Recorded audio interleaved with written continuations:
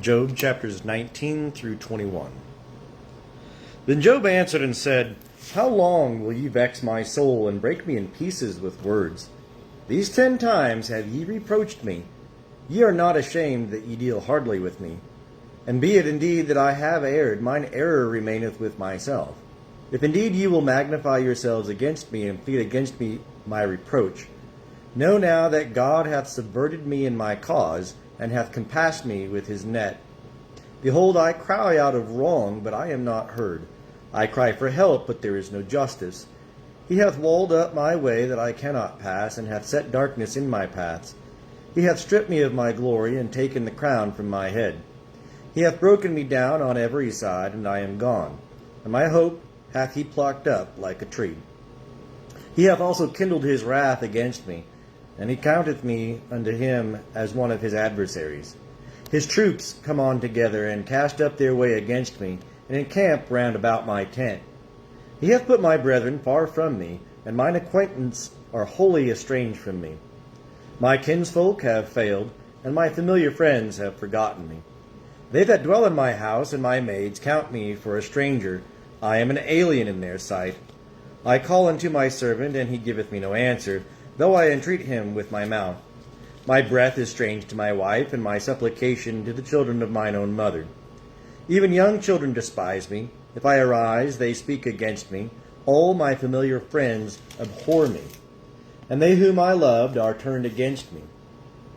My bone cleaveth to my skin and to my flesh, and I am escaped with the skin of my teeth.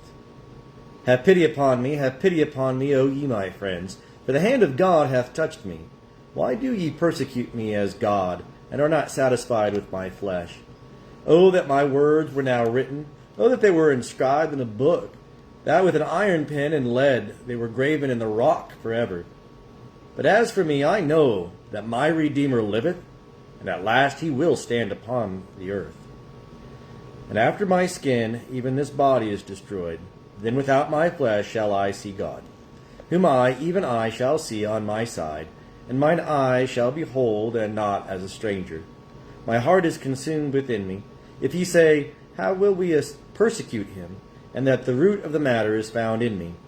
Be ye afraid of the sword, for wrath bringeth the punishments of the sword, that ye may know there is judgment. Then answered Zophar the Naamathite, and said, Therefore do my thoughts give answer to me, even by reason of my haste that is in me. I have heard the reproof which putteth me to shame, and the spirit of my understanding answereth me. Knowest thou not this of old time, since man was placed upon earth, that the triumphing of the wicked is short, and the joy of the godless but for a moment? Though his height mount up to the heavens, and his head reach unto the clouds, yet he shall perish forever like his own dung. They that have seen him shall say, Where is he? He shall fly away as a dream, and shall not be found. Yea, he shall be chased away as a vision of the night. Yea, I which saw him shall see him no more, neither shall his place any more behold him. His children shall seek the favor of the poor, and his hand shall give back his wealth. His bones are full of his youth, but it shall lie down with him in the dust. Though wickedness be sweet in his mouth, though he hide it under his tongue, though he spare it and will not let it go, but keep it still within his mouth, yet his food in his bowels is turned, it is the gall of asps within him. He hath swallowed down riches, and he shall vomit them up again. God will cast them out of his belly. He shall suck the poison of asps. The viper's tongue shall slay him. He shall not look upon the rivers. The flowing streams of honey and butter, that which he labored for, shall he restore, and shall not swallow it down. According to the substance that he hath gotten, he shall not rejoice. For he hath oppressed and forsaken the poor. He hath violently taken away a house, and he shall not build it up. Because he knew no quietness within him, he shall not save aught of that wherein he delighteth. There was nothing left that he devoureth not. Therefore his prosperity shall not endure. In the fullness of his sufficiency he shall be in straits. The hand of every one that is in misery shall come upon him. When he is about to fill his belly, God will cast the fierceness of his wrath upon him, and will rain it upon him while he is eating. He shall flee from the iron weapon, and the bow of brass shall strike him through. He draweth it forth, and it cometh out of his body. Yea, the glittering point cometh out of his gall. Terrors are upon him, all darkness is laid up for his treasures. A fire not blown by man shall devour him. It shall consume that which is left in his tent. The heavens shall reveal his iniquity, and the earth shall rise up against him. The increase of his house shall depart. His good shall flow away in the day of his wrath. This is the portion of a wicked man from God, and the heritage appointed unto him by God.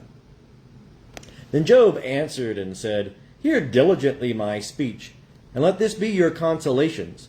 Suffer me, and I also will speak, and after that I have spoken, mock on. As for me, is my complaint to man?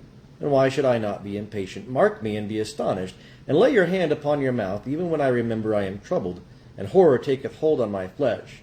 Wherefore do the wicked live, become old, yea, wax mighty in power. Their seed is established with them in their sight, and their offspring before their eyes. Their houses are safe from fear, neither is the rod of God upon them. Their bull gendereth and faileth not, their cow calveth and casteth not her calf. They send forth their little ones like a flock, and their children dance. They sing to the timbrel and harp, and rejoice at the sound of the pipe.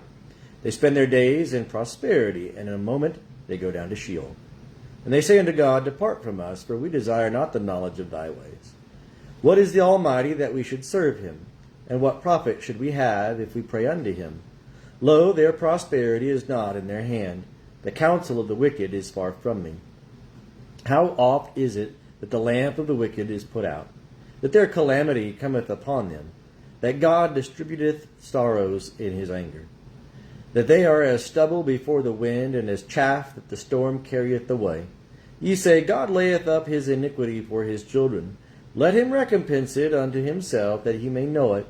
Let his own eyes see his destruction, and let him drink of the wrath of the Almighty. For what careth he for his house after him, when the number of his months is cut off? Shall he teach God knowledge, seeing he judgeth those that are high? One dieth in his full strength, being wholly at ease and quiet. His pails are full of milk, and the marrow of his bones is moistened. And another dieth in bitterness of soul, and never tasteth of good. They lie down alike in the dust, and the worm covereth them. Behold, I know your thoughts, and the devices wherewith ye would wrong me. For ye say, Where is the house of the prince, and where is the tent wherein the wicked dwell? Have ye not asked wayfaring men, and do ye not know their evidences, that the evil man is reserved to the day of calamity, that they are led forth to the day of wrath? Who shall declare his way to his face, and who shall repay him what he hath done? Yet shall he be borne to the grave, and men shall keep watch over the tomb. The clods of the valley shall be sweet unto him, and all men shall draw after him, as they were innumerable before him. How then comfort ye me in vain, seeing in your answers there remaineth only falsehood?